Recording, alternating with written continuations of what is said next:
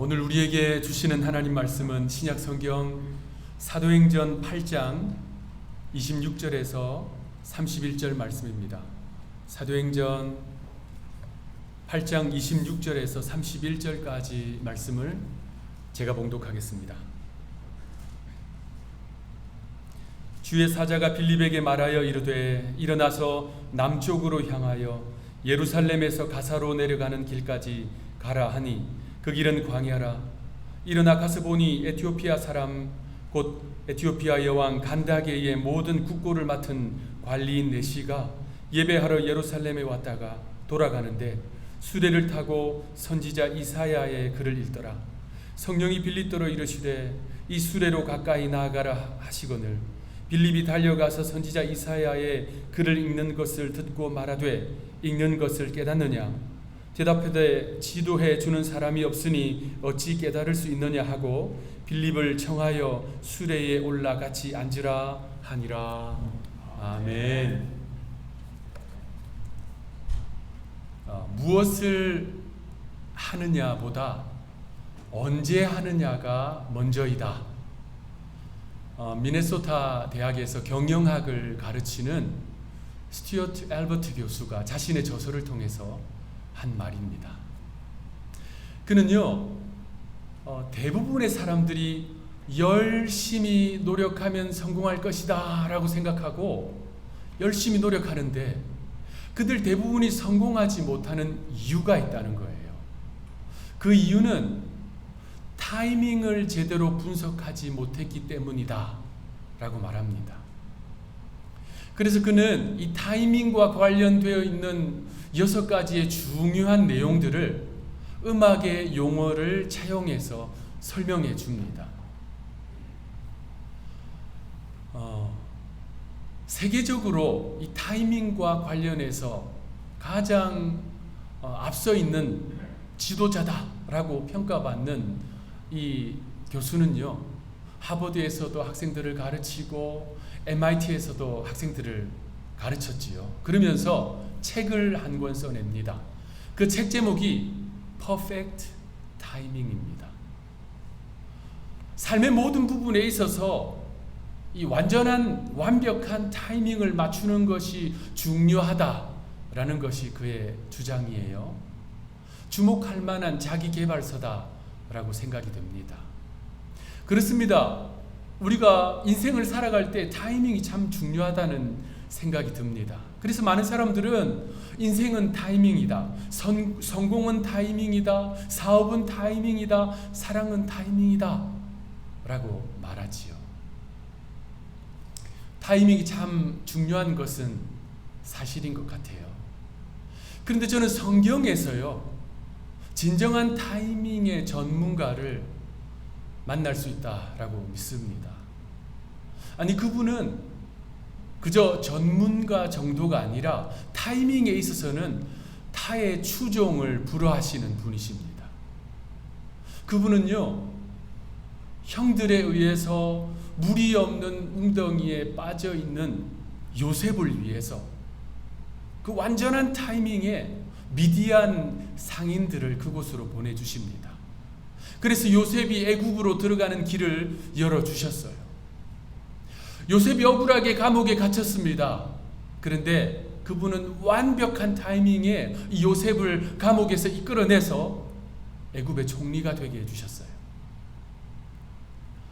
갈대 상자에 넣어져서 강에 띄워진 아기 모세를 살리시기 위해서 그분은 완벽한 타이밍에 바로의 공주를 그 나일강에 보내셔서 구원받게 하셨습니다.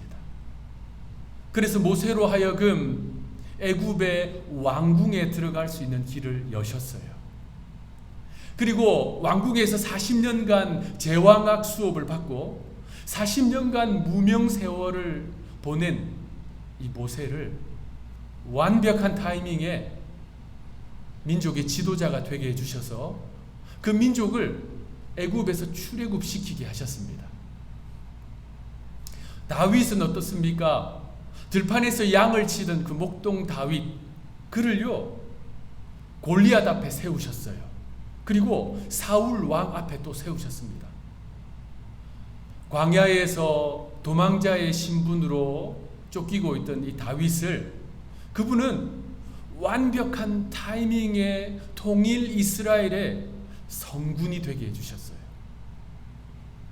무엇보다도 그분은요, 인류의 구원을 위해서 퍼펙트 타이밍에 예수님을 이 땅에 보내주셨어요. 그리고 교회를 세우시기 위해서 성령을 또 보내주셨습니다. 그렇습니다. 하나님은요, 완벽한 타이밍, 퍼펙트 타이밍의 전문가이십니다. 그분은 친히 인류의 이 생사화복을 주관하시고요, 우주를 운행하시면서 완벽한 타이밍을 스스로 만드시는 분이십니다. 오늘 본문은 그 하나님의 완벽한 타이밍이 한편의 드라마처럼 펼쳐지는 내용입니다. 본문에 등장하는 인물들, 그들의 만남을 통해서 일어난 이 사건들을 보면요, 하나님께서 정말 잘 쓰여진 하나의 스토리 안에서 스토리를 만들어 가시는 분이시구나 라는 것을 느낄 수 있습니다. 우리는 이 본문 속에서 하나님의 타이밍을 발견하고요, 그 하나님의 타이밍에 믿음으로 반응한 빌립을 만날 수 있습니다. 초대교회를 향한 유대교의 이 박해, 그 박해로 말미암아 성도들이 뿔뿔이 흩어졌잖아요. 그 가운데 빌립은 어려운 땅 사마리아로 들어가서 복음을 전했습니다. 그 빌립에게 주의 사자가 찾아왔어요. 오늘 본문 26절을 보니 주의 사자가 빌립에게 말하여 라고 기록되어 있습니다. 빌립에게 찾아온 이 주의 사자는 누구일까요?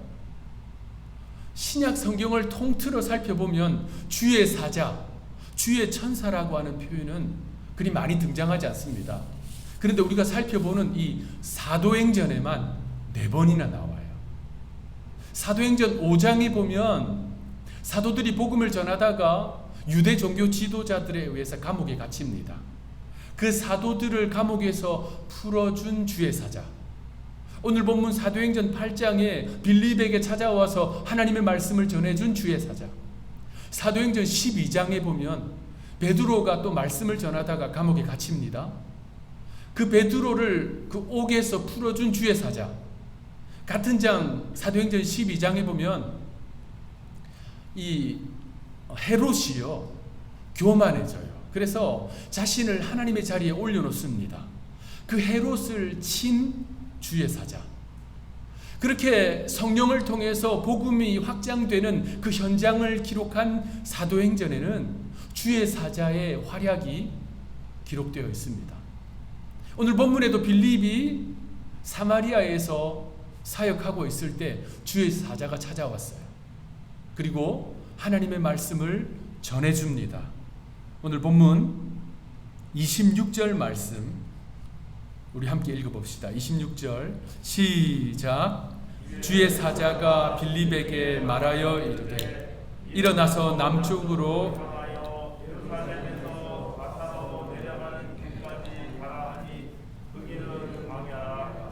아멘. 이 주의 사자가 빌립에게 찾아와서 전한 말씀은 매우 구체적이에요. 우리 한글 성경에는 다 번역되지 않았는데 헬라어 원문을 보면 시간이 나와 있습니다. 그러니까 헬라어 원문을 있는 그대로 번역하면 다음과 같습니다. 한낮에 예루살렘에서 가사로 내려가는 길까지 가라 하니 그 도시는 사람이 살지 않는 곳이라. 이것이 헬라어 원문을 그대로 번역한 것입니다. 주의 사자의 이 지시는 세 가지 측면에서 빌립이 순종하기에 매우 어려운 말씀이었어요. 첫 번째는 빌립에게 성공적인 사역지, 성공적인 일터, 성공적인 장소를 떠나라는 말씀입니다. 자, 지금 빌립은 어디에서 전도를 하고 있냐면요, 사마리아에서 전도를 하고 있었어요. 적대적인 땅이었습니다. 어려운 땅이었어요. 그런데 그곳에서 빌립이 복음을 전했습니다. 기적을 행했습니다. 사마리아의 수많은 사람들이 빌립이 전한 복음을 듣고 믿었어요. 그 가운데 2주 전에 제가 설교한 내용에 나온 바와 같이 이 마술사 시몬과 같은 왜곡된 믿음을 가진 사람도 있었습니다. 그런데 그를 제외하고는 대부분의 사람들이 신실하게 그 믿음을 받아들였고 세례까지 받았어요. 이 소식이 예루살렘 교회에 전해졌고 교회는 베드로와 요한을 그곳에 보냈고 베드로와 요한은 그곳에 와서 빌립의 사역을 도왔습니다. 베드로와 요한이 세례받은 사마리아 사람들에게 안수기도 하니까 어떤 일이 일어났습니까? 성령이 강력하게 그 사람들에게 임했어요. 그러니까 이 사마리아 지역에서의 빌립의 사역은 한마디로 매우 성공적인 사역이었습니다. 어려운 지역에서 성공적으로 사역했어요. 그런데 지금 주의 사자는 그곳을 떠나라는 거예요. 여러분, 순종하기 쉽지 않은 명령 아닙니까? 두 번째로는 빌립이 순종하기 힘든 이유는 지금 떠나라고 하는 그 시간이 문제입니다. 아침에도 어떤 장로님과 대화를 나누었는데 요 사이가 이 오래 살아오시는 기간 동안에 이 매우 더운 기간이래. 이렇게 더웠던 적이 없다라고 이야기를 하시더라고요. 우리 캘리포니아 이 지역은 아주 덥습니다. 제가 사무실에서 있다 보면 아침에는 선선한데 낮 되면요 기온이 엄청 올라가요. 지붕에서 내려오는 열기가 정말 대단합니다. 익는 것 같아요. 여러분, 지금 얼마나 더우세요? 팔레스타인이 얼마나 덥겠습니까? 기온은 우리와 비슷한데 습도가 높아요. 정말 덥지 않습니까? 그러니까 이 팔레스타인은 이 성경 시대에서도 한낮에는 일상생활 습관이 어떤 문화가 있냐면요, 떼약볕을 피해서 그늘에서 쉽니다. 아니면 낮잠을 잡니다. 그런데 지금 주의 사자가 가라고 한 이 시간은 한낮인 거예요. 떼약볕이 내리쬐는 한낮입니다. 여러분, 복음서에 보면 사마리아 수가성 여인이 한낮에 물을 길러 우물물로 나왔습니다. 그것은요 사람들의 이목을 피하기 위한 어쩔 수 없는 선택이었어요. 그런데 그 한낮에 가라고 한 곳이 옆 동네면 또 얼마나 좋겠습니까?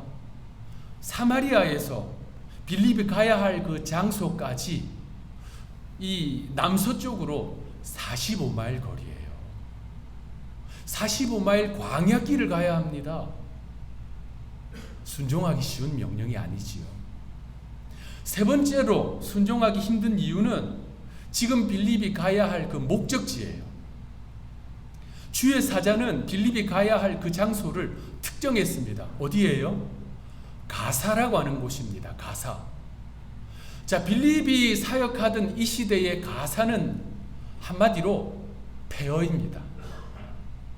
그가 활동하기 수십 년 전에, 그러니까 기원전 1세기 초반경에 유대인들이 가사 지역을 황폐화시켜버렸어요. 그 뒤로 로마의 장군 폼페이가 해안선을 따라서 신도시 가사를 만들었습니다만 빌립이 지금 가야 할 이 가사는 사람이 살지 않는 폐허였습니다. 성공적인 사역지 사마리아를 떠나서 가야 할 그 장소가 폐허인 거예요. 사람이 아무도 살지 않는 곳입니다. 그래서 이 성경시대 빌립이 활동할 당시에 가사를 부르는 별명이 있었어요. 가사를 그냥 가사지역 이렇게 부르지 않았습니다. 황폐한 가사라고 불렀어요. 그러한 이름이 붙어있는 도시입니다. 순종하기 쉽지 않은 명령 아닙니까? 빌립은 이런 여러 가지 어려운 명령을 받았습니다. 그런데 빌립은 주저하지 않고 불평하지 않고 적극적으로 그 주의 사자의 명령을 따라 움직입니다. 왜냐하면 빌립은요 지금 하나님의 타이밍이 작동하고 있다는 사실을 보는 믿음의 눈이 있었기 때문입니다. 그가 그 가사 지역 폐허인 그 땅에 가보니까 왜 하나님께서 자신을 그곳에 보내셨는지를 깨닫게 됩니다. 마침 그곳에 예배하러 예루살렘에 왔다가 돌아가고 있는 에티오피아 관리, 그 관리가 타고 있는 마차가 그곳을 지나가고 있었기 때문입니다. 에티오피아라고 하는 나라는 우리 이 한국인들에게 참 고마운 나라입니다. 우리 고국이 6.25 전쟁 가운데 있을 때에 도왔던 그 UN 16개국 참전국 가운데 한 나라가 에티오피아입니다. 이 에티오피아는 당시 지구 반대편에 있는 우리 고국의 평화를 위해서 3,518명의 정예병을 보냈어요. 그 중에 600명이 넘는 사람들이 전쟁에서 전사하든지 또 크게 부상을 당했습니다. 그 기록을 보니까요, 한국의 국가 기록을 보니까 에티오피아에서 온 부대가 6.25 기간 중에 253번의 전투를 치루었대요. 엄청난 전투를 치렀죠. 253번의 전투를 치루었는데 253번 모두 이겼답니다. 그러니까 전쟁사에 있어서 엄청난 기록을 남긴 이 부대가 에티오피아 부대였어요. 우리 고국을 위해서 피를 흘려준 은혜의 나라 아닙니까? 그런데 이 에티오피아는 구약 성경에도 등장합니다. 창세기에서부터 나와요. 창세기에서부터 구스라고 하는 민족이 나와요. 이 구스라고 하는 민족이 에티오피아의 조상입니다. 그런데 오늘 본문 27절을 보니까 이 에티오피아의 관리가 예배하러 왔다라고 기록하고 있어요.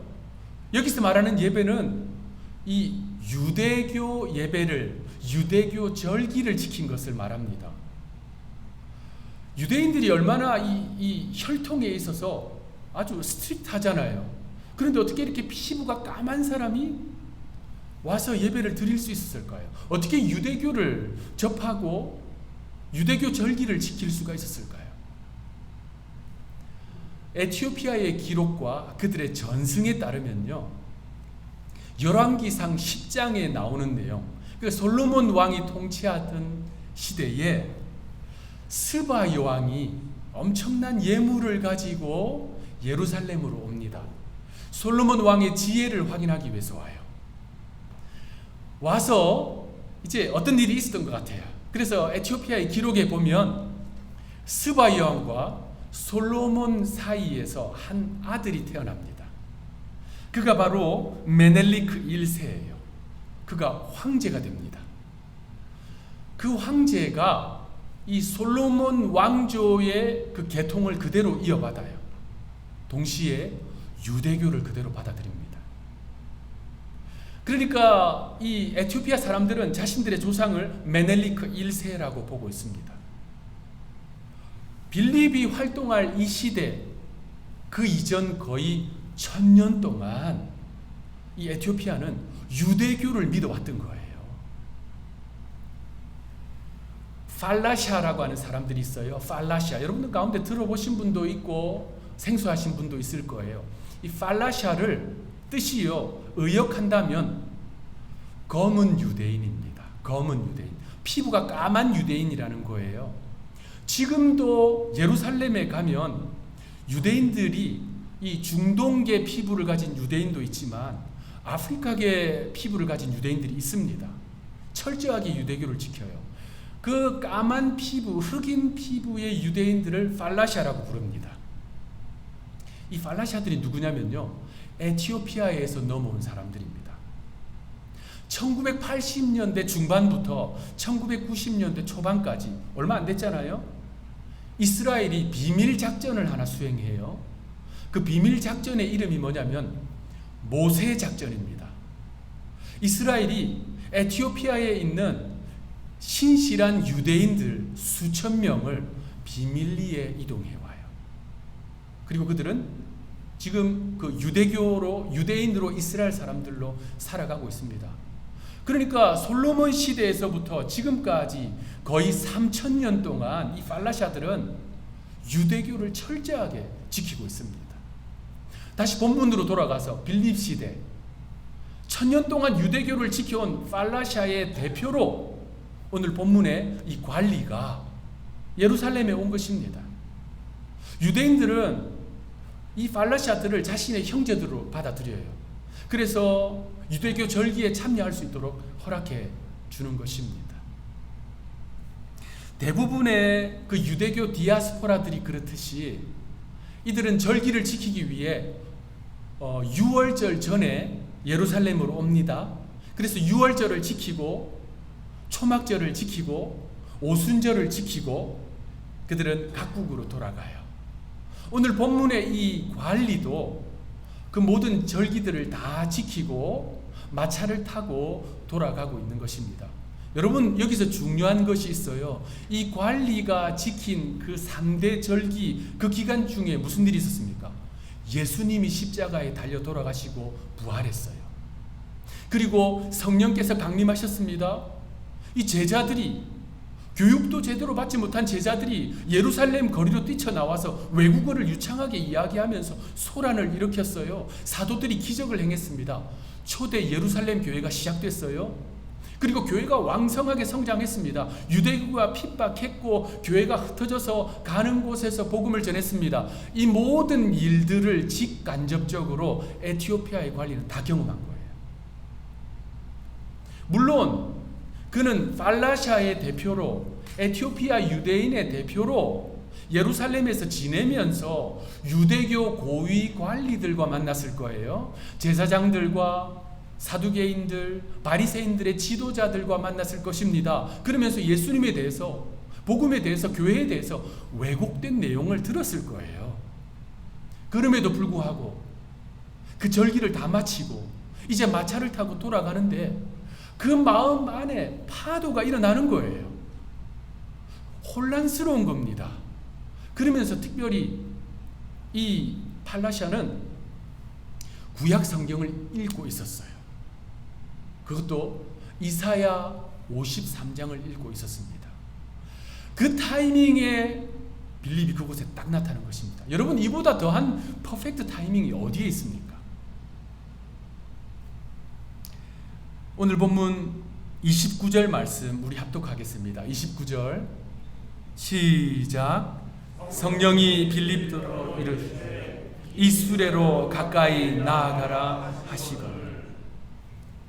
주의 사자의 명령을 듣고 성공적인 사역지 사마리아를 떠나서 한낮에 폐허인 가사 지역까지 나아간 이 순종의 사람 빌립은 또 주의 성령의 말씀을 듣고 순종해서 저 달려가고 있는 마차를 향해서 나아갔습니다.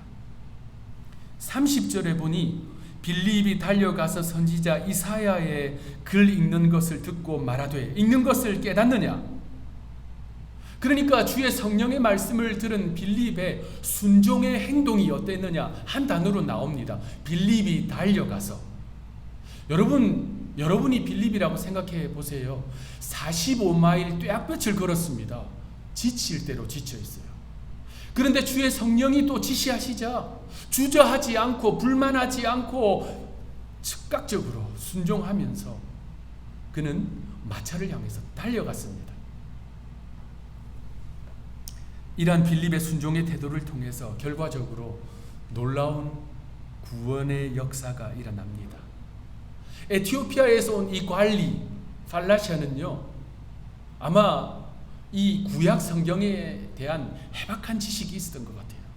그리고 아무나 가질 수 없는 두루마리에 기록되어 있는 구약 성경을 이 사람은 가지고 있었습니다. 또 히브리어에도 능통했어요. 히브리어로 기록된 그 구약 성경을 읽고 있었잖아요. 앞서 말씀드린 대로 그가 읽었던 성경은 이사야 53장입니다. 이사야 53장은 구약 전체를 통틀어서 가장 유명한 메시아 순환 예언입니다. 장차 메시아가 오실 것인데 어떠한 고난을 받을 것인가? 예수님이 오시기 700년 전에 기록된 내용이에요. 왜 하필 그 성경을 읽고 있을까요? 놀라운 타이밍 아닙니까? 빌립이 마차로 가까이 와서 그 내용을 이해하는지 물었습니다. 이 관리는 이해하지 못한다고 대답했지요. 가르쳐주는 사람이 없기 때문에 이해하지 못한다. 빌립은 그 마차에 초대되어서 같이 탔습니다. 그리고 말씀을 설명해 주지요. 이 관리가 고민했던 것은 이사야 53장에 나오는 그 고난받는 종이 이사야 본인을 말하는 것인지 아니면 다른 누구를 예언한 것인지 이게 해결되지 않는 거예요. 빌립이 이 부분의 전문가 아닙니까? 그래서 빌립은 바로 예수님에 대한 내용이다라고 상세하게 설명해 줍니다. 관리는 주저하지 않고 세례를 받고 싶어 합니다. 우리 성경에는 37절을 보면요, 없음이라고 나와요. 여러분 성경에는 그렇게 나올 거예요. 일부 번역에는 이 37절 내용이 나옵니다. 여러분 성경을 가지신 분들 가운데 그 아래쪽에 37절이 기록되어 있는 분도 있을 거예요. 한번 펼쳐보시면요, 그 내용이 이렇습니다. 빌립이 이르되 네가 마음을 온전히 하여 믿으면 가하니라. 대답하여 이르되 내가 예수 그리스도께서 하나님의 아들인 줄 믿노라. 그러니까요, 빌립은 너에게 믿음이 있으면 나는 세례를 줄 수 있다라고 물어본 거고, 이 사람은 저는 예수님이 하나님의 아들이심을 믿습니다라고 분명하게 그 짧은 순간에 믿음을 가지고 신앙 고백을 한 것입니다. 그 관리의 대답을 듣고 빌립은 물이 있는 곳에서 이 발라샤에게 세례를 베풀었습니다. 드디어 에티오피아의 첫 번째 그리스도인이 탄생한 것입니다. 더 나아가 중요한 의미가 있어요. 예수님께서 승천하시면서 주신 지상 대명령, 복음이 예루살렘에서 온 유대로, 사마리아로, 그 다음에 열방으로, 온 땅으로 나간다 했지 않습니까? 빌립이 사마리아에서 복음을 전했는데 이 에티오피아 관리에게 세례를 줌으로써 온 땅을 향해서 복음이 나가는 첫 시작이 됐어요. 세계 선교의 문이 열린 거예요. 이렇게 중요한 의미가 있습니다. 자, 에티오피아의 이 관리가 세례를 받고 고국으로 돌아갔습니다. 그가 무슨 일을 했는지는 우리 성경에는 나와 있지 않지만 성경 시대에 기록된 이 초대교회의 기록을 보면 그가 어떤 일을 했는지 알 수 있습니다. 에티오피아 이 관리는 에티오피아를 복음화시키기 원하시는 성령의 열망을 가지고 고국으로 돌아가서 위대한 전도자가 돼요. 초대교회의 교부인 이레니우스의 기록에 보면 오늘 본문의 이 관리의 이름은 시몬 바코스입니다. 에티오피아의 교회는 이 시몬 바코스에 의해서 시작되었고요. 그리고 교회가 크게 두 종류가 있습니다. 서방교회가 있고 동방교회가 있어요. 우리는 이 서방교회의 전통을 따르고 있어요.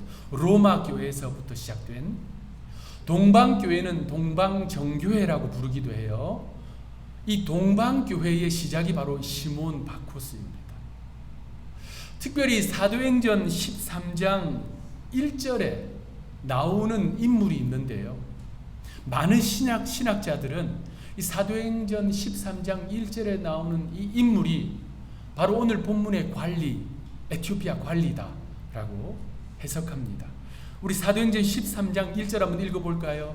다 같이 시작.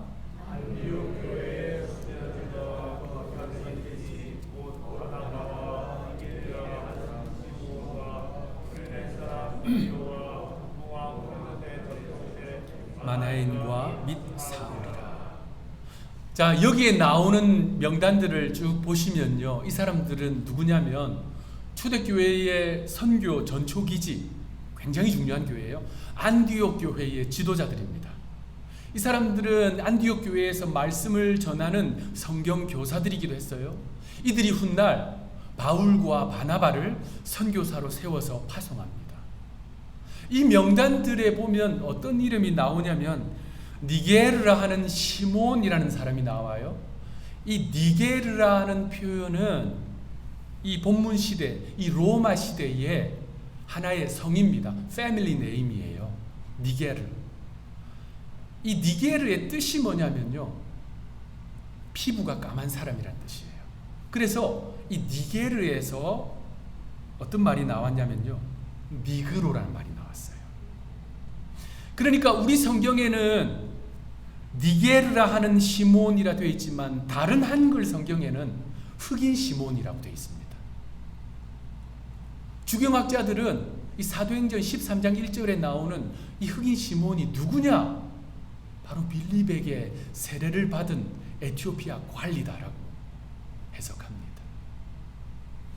종합해 보면 오늘 본문의 이 관리는 빌립에게 신앙 고백을 하고 세례를 받았어요. 고국으로 돌아가서 복음을 전하고 교회를 시작했습니다. 그리고 이 초대교회에 너무나도 중요한 안디옥 교회로 와서 지도자가 되었어요. 어떤 지도자냐면요, 바울과 바나바와 어깨를 나란히 할 정도의 놀라운 지도자가 된 것입니다. 그리고 그가 전한 그 고국 에티오피아에 전한 복음은 생명의 씨앗이 되었어요. 그래서 훗날 AD 330년에 이 에티오피아는 거의 로마와 비슷한 시기에 기독교를 국교로 받아들이는 나라가 됩니다. 하나님의 타이밍에 즐거이 순종한 빌립과 그리고 빌립을 통해서 세례를 받은 이 관리를 통해서 얼마나 놀라운 생명의 역사가 일어났습니까? 우리 성도님들 다 아시는 바와 같이 저는 우리 성도님들 또 교회의 당회의 배려로 휴가를 은혜 안에 잘 마치고 왔습니다. 휴가 기간 중에 저희 그 아이들이 소속되어서 활동하는 선교단체 CEF라고 하는 선교단체가 있는데 Child Evangelism Fellowship이라는 선교단체예요. 청년들과 청소년들이 이제 어린이들에게 복음을 전하는 선교단체입니다. 한국에도 지부가 있어요. 어린이 전도 협회라고 하는 아주 건전한 선교단체로 활동을 하고 있습니다. 그 선교단체의 행사가 있었어요. 얼바인에 있는 헌팅턴 비치라는 곳에서 행사가 있었어요. 그리고 그곳에 참여했습니다. 행사가 진행되는 동안에 저는 그 바닷가에 그 모래사장에 서서 바다를 이렇게 바라보고 있었어요. 바다를 바라보는데 큰 파도가 계속 밀려오더라고요. 근데 그곳에 수많은 사람들이 있었습니다. 행사에 참여하는 사람들도 있었고 다른 사람들도 많이 있었어요. 근데 그곳에 있는 사람들을 크게 세 가지 부류로 나눌 수 있겠더라고요. 모래사장에 앉아있든지 서 있으면서 그저 바다를 바라보고 있는 사람들, 얕은 바다에 들어가서 밀려오는 파도를 맞으면서 놀고 있는 아이들, 그런데 그 중에 일부는 서핑보드를 준비해서 바다로 뛰어들어서 파도를 타는 사람들이 있었어요. 그 장면을 이렇게 바라보고 있는데 저희 내면 깊은 곳에서 내적 음성이 들렸습니다. 하나님께서 파도를 일으키신다. 하나님께서 파도를 일으키신다. 그렇습니다. 하나님은요, 하나님의 때에 하나님의 완벽한 타이밍에 파도를 일으키시는 분이에요. 하나님은 교회를 위해서, 성도 개인을 위해서 파도를 일으키십니다. 부흥의 파도, 응답의 파도, 은혜의 파도, 구원의 파도를 일으키시는 분이에요. 그런데 어떤 사람들은 그저 그 파도를 바라봅니다. 어떤 사람들은 서핑보드를 준비해서 그 파도로 뛰어듭니다. 그리고 파도를 탑니다. 파도를 일으키시는 분은 하나님이에요. 우리가 파도를 일으킬 수는 없습니다. 그러나 우리는 그 파도를 탈 준비를 해야 합니다. 오늘 본문의 빌립은 순종이라고 하는 서핑보드를 준비했습니다. 그리고 하나님이 준비하신 그 생명의 파도, 구원의 파도, 장차 에티오피아라고 하는 나라가 복음화되기 위한 그 씨앗을 전도할 수 있는 그 생명의 파도를 탔습니다. 여러분, 하나님은 우리를 위해서 여러분 개인을 위해서 파도를 준비하십니다. 여러분은 그 파도를 탈 준비가 됐습니까? 여러분은 어떠한 서핑보드를 준비했습니까?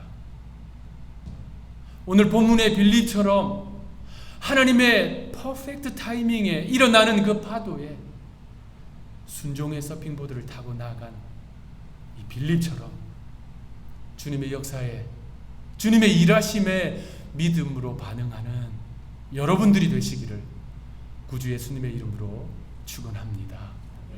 기도하겠습니다. 하나님은 퍼펙트 타이밍을 준비하시고 일으키시는 분이신 줄로 믿습니다. 그 하나님께서 부흥의 파도, 구원의 파도, 생명의 파도, 응답의 파도, 은혜의 파도를 우리 교회를 위해서, 우리 성도들 각 개인을 위해서 일으키시는 줄로 믿습니다. 오늘 본문의 빌립을 주목하면서 빌립은 순종의 서핑보드를 준비해서 그 파도를 탔습니다. 우리의 믿음을 돌아보게 하여 주옵소서.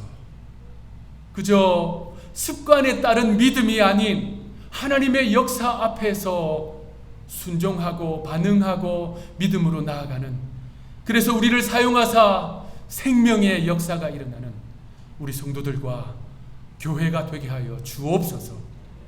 감사하고 우리의 구원이 되시는 예수님의 이름으로 기도하옵나이다.